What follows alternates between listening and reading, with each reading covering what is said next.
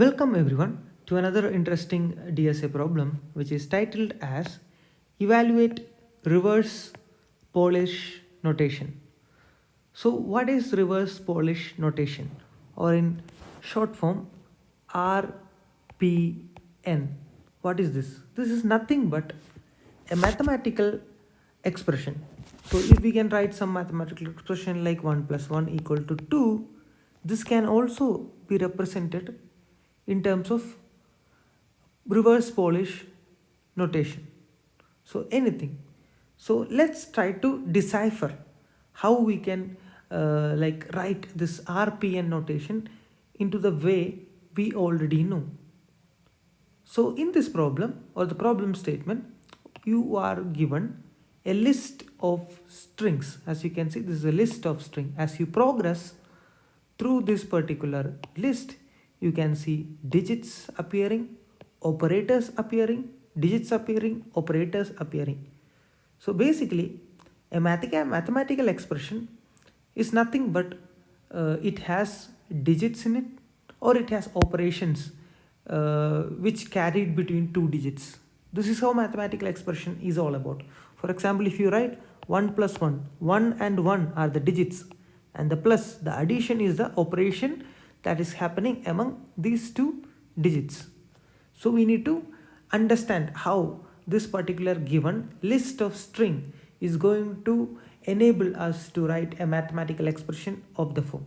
So what is going to happen is, here we have to start iterate through this list, and whenever you encounter, the moment you encounter an operator, what you have to do, you have to recall the last two digits which you have seen earlier. Here the 1 and the 2, these are the last two digits we have seen once we have came across an operator. In this case it is plus, and this operation should be carried between these last two digits, and it should be a single entity thereafter. For example, what is going to happen, since we are iterating or going through, we came across plus, then we access the last two digits, that is 1 and 2, and 2 plus 1, this operation has been carried out, and this became a single entity, that is nothing but 3. For this particular purpose, we can just write it as 2 plus 1 itself, and it is a single entity. Then continue the journey. When it continue the journey, then you came across another operation. This time it's multiplication. Then call the last two digits. Here 1 is 3, and the another digit is nothing but 2 plus 1. Now this is a single entity. We should not go and call 1, because this has been became a part of 2 plus 1. Okay, then last two digits is nothing but 2 plus 1 and 3, and this particular operation, that is multiplication, should be carried out between these last two digits. So the multiplication will come here. So the answer to this particular expression is nothing but 2 plus 1 is 3, and again multiplied by 3, 3 into 3 is 9. So this is how we have calculated this mathematical expression written in reverse Polish notation. So this is how we need to decipher the mathematical expression, and then we need to calculate it. And for clarity, let's try to decipher one more example. If token is given as 4, 13, 5, then a division and a plus. And in the problem statement, there is one more thing which is mentioned. Whenever we come across division, what we need to do is that we need to round off. And round off, while rounding off, it should truncate towards 0. For example, whenever we are going dividing, if suppose we have come across 2.5, and the answer should be rounded off or truncate towards 0, that becomes 2. If it was minus 2.5, then this should have truncated towards 0, that would be minus 2. not -3. That should be noted. Okay, that particular thing also should be taken into consideration. And how we are going to, okay, first this is our task. Let's try to decipher the mathematical expression, and we are now iterating. And this is the first moment we came across an operator, that is division. Then call the last two digits here, that is 5 and 13. Then what we need to do, we need to do this operation, 13 by 5, and this became a single entity. Okay, then continue the journey. As we continue the journey, we again come across another operator, that is plus. Call last two digits, that is nothing but 13 by 5, which we have combined previously, and the 4, and we need to do this operation, 4 plus 13 by 5. Since truncate towards 0 is one of the things, the 13 by 5 would be 2. So 4 plus 2 happens, and the answer would be 6. We have to return 6. This is how we calculate the mathematical expression written in RPN form. So how can we solve this thing? So we can actually use the concepts of stack, that is last in first out. So we can pop elements in stack. This concept we have already seen. So whenever we have seen an operator, then we can pop up last two elements in the stack. Just like here, whenever we see something here, we popped up last two elements, and we can carry out the operator, and again we can append this combined element into the stack, and again we can continue the journey, and again we saw something, just pop up the last two elements, and again do this operation, and at the end we just need to return the last element in the stack, or even first element in the stack, because once this all the operation has been carried out, there is going to be only one element that's going to happen in that particular stack. So this is the idea. Then let's try to code it. So this is the class definition, class solution.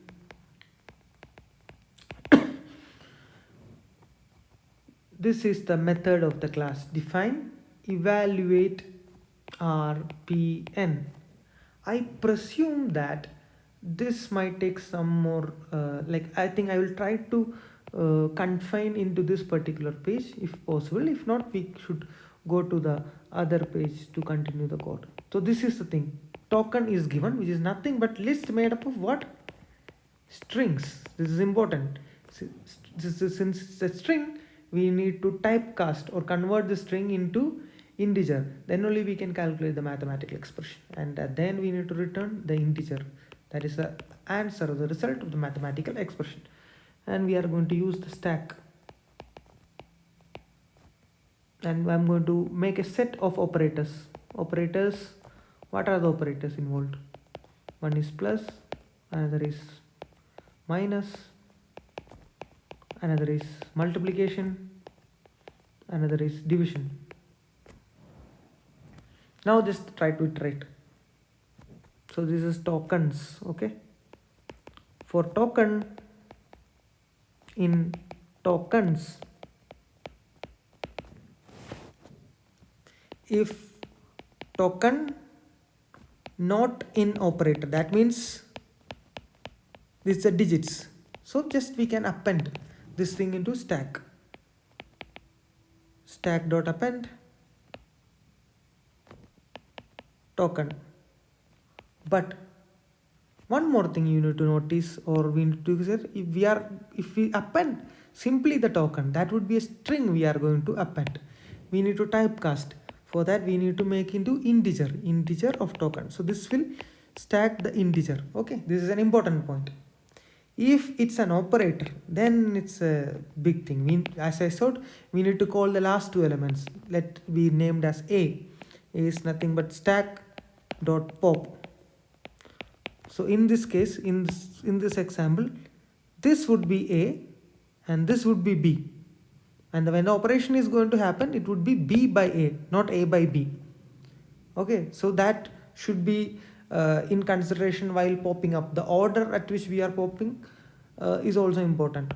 Okay, and b is equal to stack dot pop. And if based on the operator, if token equal to the plus, if it's plus, we need to append stack dot append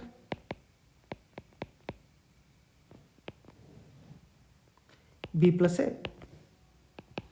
Or if the token equal to minus, then again stack dot append b minus a.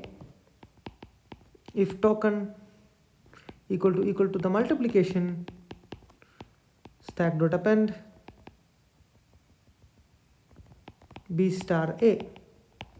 There should be an elif here, and else, that is nothing but division. In that case, we should append stack dot append. Since it's truncating towards 0, it should be int b by a.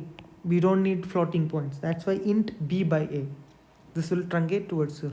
And at the end, we just need to return the last element of the stack, or the any element, that first element itself. So stack -1 should be the one which we need to return. That we should do just after the for loop gets over. We forgot to write the return button. So return stack -1, that's last element. So what is the time complexity? As you can see, we are only iterating once. So suppose if there are n elements in that given token, so time complexity would be order of n. Space complexity also, since we are using stack for all these operations and all those things, that would be also order of n. So this is how we have solved this particular problems effectively using the concept of stack. I hope you understood, and thank you for listening.